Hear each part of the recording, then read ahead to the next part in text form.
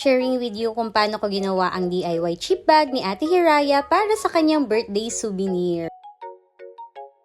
Madali nga lang tong gawin dahil kahit si Ate Hiraya kinaya mag-DIY, kaya naman tuwang-tuwa. Hindi mo rin kailangan maging magaling sa pag-i-edit dahil may mga available templates naman sa Canva na pwede mong i-edit at palitan yung mga kulay, text, and designs depende sa team mo. At kapag na-edit mo na, pwede mo na siyang i-print. By the way, kung gusto nyo pala yung Frozen team, let me know ha at isa-send ko sa inyo. At ito na nga, natapos ko na siyang i-print. Ang next na gagawin naman natin is ika-cut siya. Pwede naman kayong gumamit ng gunting, pero dahil nga mahilig akong gumawa ng crafts, meron talaga akong binili na paper cutter para sa arts and crafts ko. Pag okay na, pwede mo na siyang tupiin para maging chip bag. Tansyain mo na lang, tapos yung mga sobrang parts, gupitin mo ulit. Kapag okay na, pwede mo nang ilagay yung double-sided tape para magdikit sila. Iiwan mo lang na nakabukas yung ibabaw kasi doon mo ilulusot yung mga treats mo. Yung dulo naman, paiipitan mo ng paper crimper para magkaroon siya ng chip bag na design. Sa souvenir, pwede kang gumamit ng cookies or assorted candies, depende sa preference